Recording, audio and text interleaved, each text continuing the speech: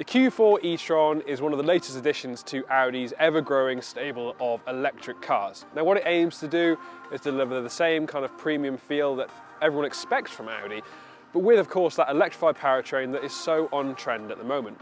With a range of over 300 miles, this car has the potential to be really good and to tempt people out of traditional petrol and diesel cars. But the real question is, should you be trading in your Q5 for one of these? That's what we're going to find out today.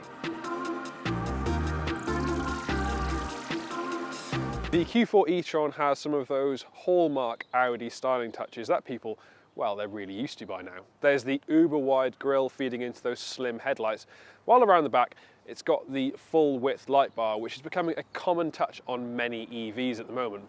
Overall, it's a futuristic design, but blends in plenty of those premium touches, which is why people are opting for an Audi in the first place. The cabin of the Q4 takes a typically premium approach, as you might expect from an Audi product, so you've got lots of nice high-end materials used throughout the car.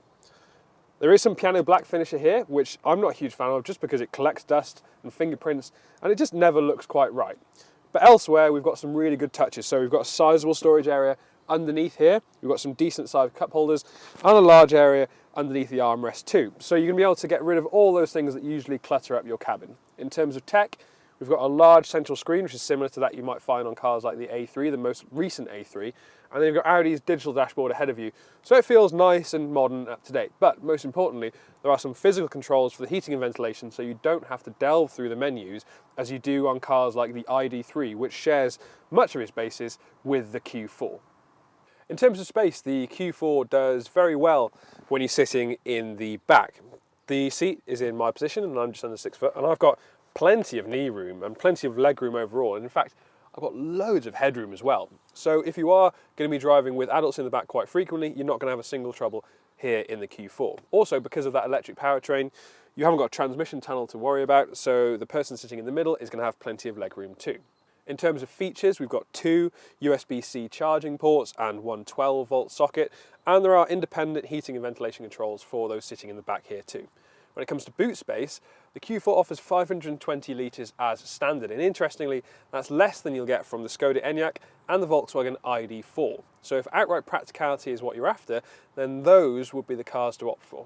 Now, the particular Q4 that we're driving today is the 40, and that uses a 201 brake horsepower electric motor to send power to the rear wheels alone. You don't get Quattro in this particular version. For that, you'll have to go to the next model up, which puts an extra motor on the front axle, giving you all-wheel drive. Now, as with pretty much every other electric car, the throttle response you get is immediate, and actually Audi claims that you'll get from 0 to 60 in around about 8.5 seconds. And actually it feels a little bit quicker than that in real life. And in fact, if you're going from a conventional petrol or diesel car into an electric car, like the Q4, you'll notice that instant torque that you get away from the line. It feels quite punchy and it feels pretty quick compared to a standard car. Linked to that electric motor is an 81 kilowatt hour battery, of which 77 kilowatt hours is actually usable. Now that's really important to check because manufacturers will often highlight a large figure about the battery, but you need to make sure that you find out what the usable amount actually is. But even so, in this car you're getting over 300 miles of range, which is really decent. So you're not going to be worried too much when it comes to range anxiety. Plus, because the Q4 e-Tron can charge at speeds of up to 125 kilowatts, you can get a 5 to 80% charge done in around about 40 minutes. So you're not going to be hanging around all that long at the plug. When it comes to using a 7 kilowatt home charger, you're looking at around about 8 hours for a full charge. So that's about right for an overnight stop. However, on the motorway this car cruises really nicely, and actually it settles down as you'd expect an Audi to do. The visibility is good, the pillars aren't too thick, and this slightly strange steering wheel, even though it resembles the famous Cortex steering wheel that you got on an Allegro, is actually pretty nice to use. It's a really weird shape, but I quite like it. It makes it slightly more interesting, and it's no less usable than a regular steering wheel, so there's no diminishment in terms of usability. You've also got paddles behind the steering wheel, and that affects how much regenerative braking you're getting. So If you're driving on country lanes, you can dial up the amount of regen you get, and then the car will more forcefully bring itself to a slow. It won't bring itself to a full halt, but certainly you can drive this car without troubling the brakes too much, the actual brakes. You've also got the option to put it into B mode, as you do in so many other electric cars, and that gives you the most amount of regenerative braking you can get. So you lift off the throttle and the car really starts to slow itself down, pouring all of that energy that would usually be lost during deceleration back into the battery.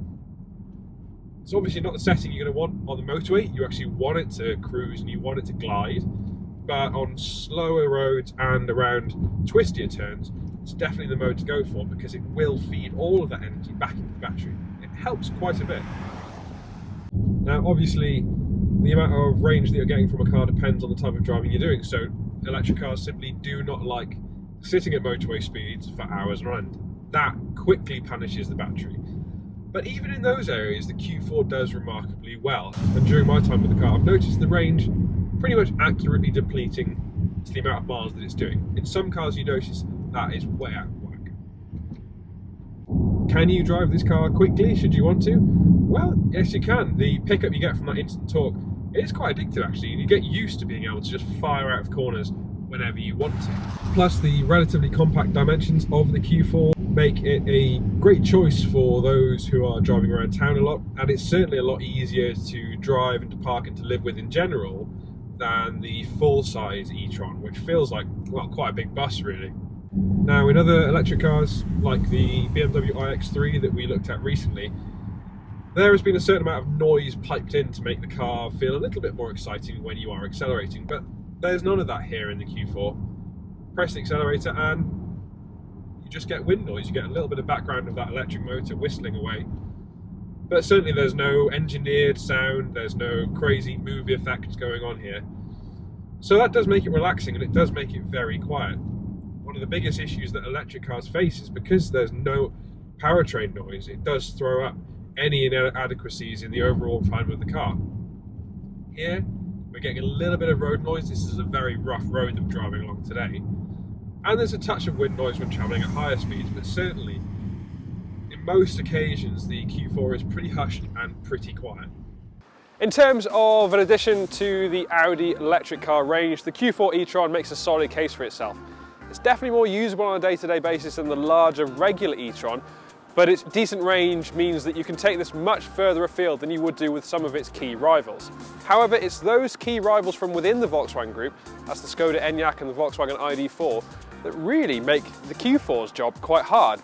Both of those cars are slightly better in terms of practicality, offer the same excellent range, but do it at a lower price. So it makes choosing this car a little bit of a confusing one. Of course, you get those premium features, but realistically, if price and range is what you're after, then it might be better to consider other cars from within the Volkswagen group.